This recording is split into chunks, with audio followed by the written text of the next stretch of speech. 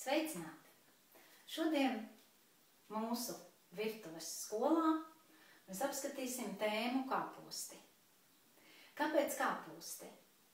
Kāposts ir gan ļoti veselīgs priekš figūras sakārtošanas, gan arī veselīgs, lai sakārtotu savu iekšpusi, sākot no vēderiņa, lai viss būtu vesels, lai mums nebūtu jādzer varbūt pēc kaut kādām slimošanām bifidobaktēriju, dažādas piedevas vai jogurti vai kaut kas cits.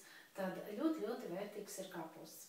Un pirmā recepte, ko mēs apskatīsimies, tas ir jaunums, ko es pati sāku, un šobrīd mūsu grupā jau daudz cilvēki par to interesējās. Tas ir kāpostu kvass.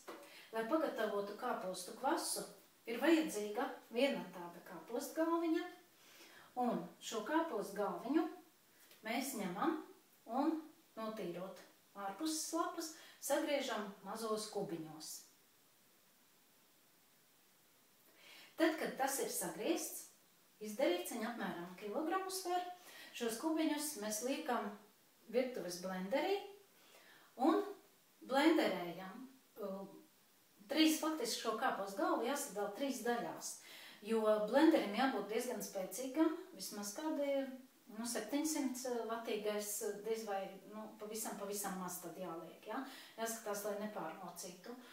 Un 3 daļās sadalot ar ūdeni, ja mēs pēc tam atšķēdīsim viņu ar ūdeni. Uz kilogramu kāpostu mēs lejam apmēram pusotru litru ūdens, bet, fakts kā tāds, te es esmu tagad nokāsusi, pat procesu beigusi, man šeit bija kāpostu kvass kopā ar bieti, kāposts ar vienu nelielu bietīti, un mums 3 litru burkā liekot ir jāatstāja apmēram no augšpusītes tāda brīva vieta, jo tad, kad notiek šis te rūkšanas process, fermentēšanas process, lai viņam būtu telpa, kur iziet ārā. Ieteicams to burku varbūt ielikt arī kādā dziļākā bļodā, jo pirmo reizi, kad es taisīju, es neieliku un tad gāja pāri un, teiksim, var sabojāt vietu, kur jūs esat burku novietojuši. Šādā veidā sablenderējot, mēs visu salējam burkā un skatāmies, cik tad mums ir apjoms, mums paliek vēl vietiņa, tad mēs pieliejam ūdeni. Un virsū es lieku marli un gumiju, pārlieku pāri. Ir variants, ko es mēģināšu, tad varbūt arī var taisīt pilnīgi burku ciet ar plasmas vāciņu. Un liekam viņu stāvēt 3 diennaktis siltā vietā, tumšā vietā, es lieku skapiem tāda šķirpiņa, tur arī man diedzējumi stāv, un šādi te viņš fermentējās. Mēs neliekam vairāk neko citu klāt, ne sāli, neko. Lūk, kāds skaists izskatās šis te biešu un kāpostu kvass. Viņam ir skābu kāpostu sulas garša, tikai bez sāls, nedaudz varbūt asumiņš.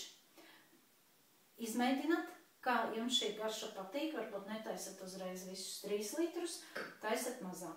Ko darīt, ja nav virtuves blenders? Tad ņemam šo te rīvi un uz rīves, kas ir šī te daļa, un to kāpostu sarīvējam. Un atkal tad atšķēdam viņu ar ūdeni. Visērtāk jau tas ir virtuves blenders.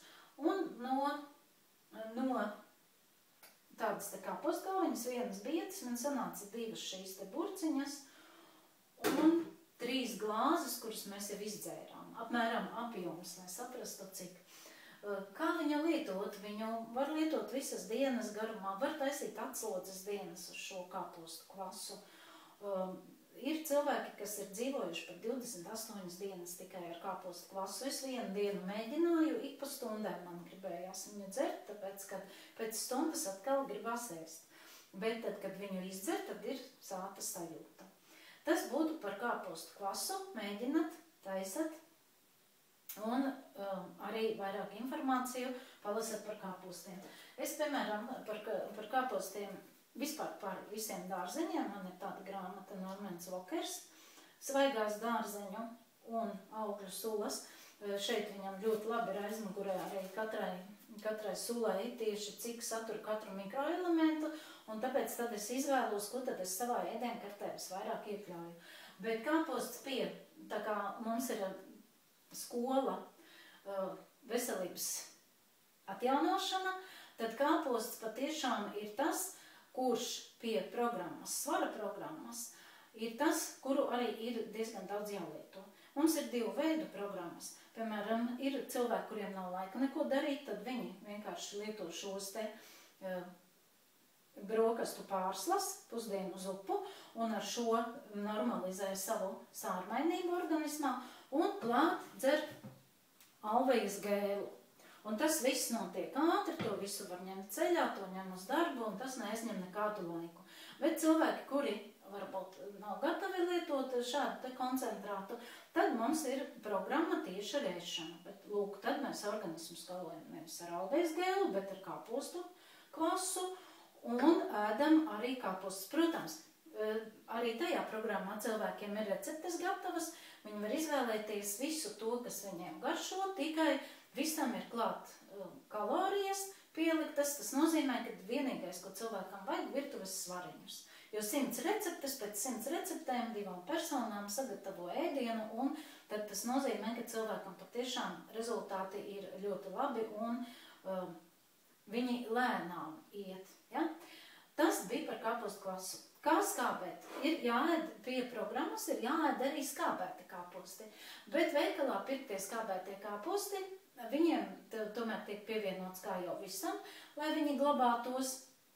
Protams, var nopirkt arī pie tantēm vai pie cilvēkiem tagad daudz skābē arī, tas ir viņu biznes, bet tomēr es ieteiktu ielikt savu enerģētiku tur iekšā, un tad to jūs darīsiet ar savu tādu apņemšanos, un otrkārt, tomēr šis virtuves process ir tāds ļoti, ļoti higēnisks, un kā pie kāpostu skābēšanas arī ļoti daudz tiek izmantotas rokas, un tad, ja jūs pašas būsiet gatavojuši, tad jūs zināsiet, ka jūs esat rokas nomazgājuši un visu esat darījuši tīri un sterili, cik tas iespējams.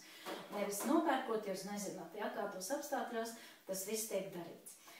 Kā kāpostus vislabāk un visērtāk un vispatīkamāk baudīt? Es nokonstatēju sākumā, izmantoju šādu te rīvi, uz rīves plēsu arī skābētiem kāpostiem, viņi sanāk rupjāki. Bet izmantojot šo te nazīti, es sadalu kāpostu galvu 4 daļiņās, nolieku viņu virs bļodas kādas un šādā te veidā ņemu tiku un viņu plēšu. Tas process notiek samērā ātri. Tāpēc, ka mēs jau neskābējam daudz. Un te man jau ir gatavi skābie kāposti. Un kāpēc vēl es to daru skābē mājās? Jo jūs nekad nenopirksiet kāpostus, kas būs skābēti ar Himalaya sāli vai ar jūras sāli. Tas ir tāds dabīgais sāls, jo viņš ir dārgāks. Tas nozīmē, ka līdz ar to arī pārdevējiem kāposti sadārdzināsies. Lūk, pie kāpostu skābēšanas mēs ar šo nazīti visu smalki saplēšam, un, lai kāposti būtu kraukšķīgāki, tad mēs ņemam uz vienu kāpostu galvu, pat pie skābēšanas man ir lielāka kāpostu galva, vidēji varbūt šāda te, vai nedaudz lielāka. Uz to daudzumu mums ir 1 līdz pusotra ēdamkarota sāls, šis te sāls, un mans arī vērts viņš ir, es personīgi izmantoju emaljētu spaini tādu, es izbārstu sāli, 1 burkānu vai 2 atkarībā, cik ja jūs gribat dzeltenīgu. Šeit man ir pavisam nedaudz burkāna. Ķimenes pēc vajadzības, ja gribās liek ķimenes, ja neliek. Vēl ļoti interesanta recepte man bija no rudens, tad, kad man bija sataisītas cidonijas ar medu. Cidonijas ar medu es pievienoju, jo cukuru es nelieku šiem kāpostiem, un viņš ļoti labi norūkst. Jau 3. dienā varētu sākt ēst, bet faktiski, lai mēs iegūtu to labvēlīgo baktēriju, kas atjauno mūsu organismā visus vajadzīgos procesus, vislabāk ir ēst 5. dienā kāpostus. Bet tā jau arī ir, mēs saliekam burciņās, un tad viņi vēl turpina nedaudz procesu, bet faktiski augstumā jau viņi pārtrauc savu šādu te darbību. Pie kāpostiem var likt arī vietas. Arī tas bija mans eksperiments, kad es ar medu un cidoniju liku klāt. Ļoti, ļoti interesanta garša. Var arī nedaudz ķiplociņu pielikt, jo mēs jau viņus gatavojam pavisam maz, un viņi tiek ātri apēsti. Es domāju, pie kāpostu skābēšanas vēl piemetināt tādu lietu, kā es to daru. Tas notiek pavisam vienkārši, ja jūs ņemsiet kartupeļu stampājamo stampiņu koka, tad jūs viņus saspiedīsiet un sula iznāks daudz ātrāk. Bet to procesu var darīt ar rokām, par cik nav liels daudzums. Ja sāls ir pārkaisīts, sāls pats jau atdala sulu, un nedaudz spaidot ar rokām, jūs izspiežat, bet jūs nesaspiežat kāpostu pašu, un tad viņi ir kraukšķīgāki. Un tad, kad tas viss ir izdarīts, ar sāli sajaukt, sula izspaidīta, tad attiecīgi, vai nu tā tikpat labi varētu būt šāda te bļoda, ja jūs nedaudz skābējat, uzliekam virsū šķīvi un pielējam, piemēram, 3 litru burku ar ūdeni, lai piespiežas, lai jūs redzētu, ka sula uznākus ir augšā un lai viņš stāv siltā vietā. Tas būtu par kāpostu skābēšanu. Tāpēc iesaku skābēt mājās, lai pirmkārt jums viņš būtu ar veselīgo sāli, arī jūs paši būsiet ielikuši savu enerģētiku un paši ēdīsiet kāpostus tieši savas veselības sakārtošanai. Un kāpostu salāti ar burkāniem kombinēti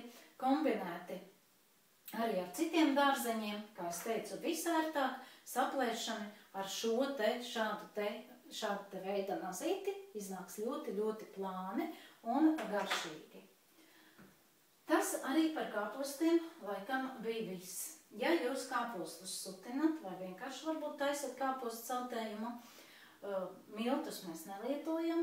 Ja paliek pāri šķidrums vai vienalga, kurus dārzeņus jūs vārat dienas garumā, un tāpēc te ir tik daudz arī burciņu, es zinu jau receptes, kas man būs, es šo šķidrumu nokāšu un atstāju, jo šķidrumā vārīto dārzeņu visi vitamīnu un mikroelementi ir savārījušies iekšā, un tad, ja mēs nokāšam, tad tas nozīmē, ka mēs izliejam ārā.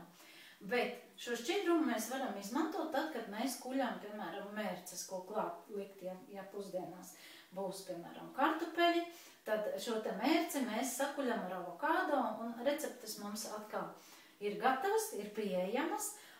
Tajā kursā, kurā jūs sakārtosiet veselību ar ēšanu,